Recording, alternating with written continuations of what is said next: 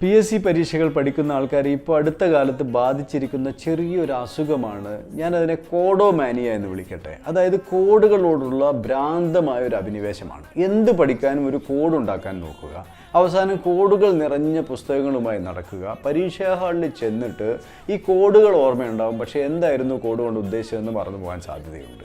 അങ്ങനെയുള്ള ഒരു അസുഖം ഇപ്പം ബാധിച്ചു തുടങ്ങിയിട്ടുണ്ട്. എന്താണ് കാരണമെന്നുള്ളത് നിങ്ങൾ തന്നെ കണ്ടെത്തുക.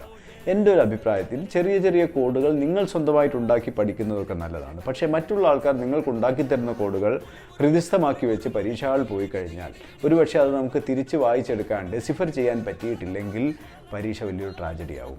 എന്തൊക്കെ കാര്യങ്ങൾ കോഡുകൾ ഇല്ലാതെ പഠിക്കാൻ പറ്റുമോ അതങ്ങനെ തന്നെ പഠിക്കൂ.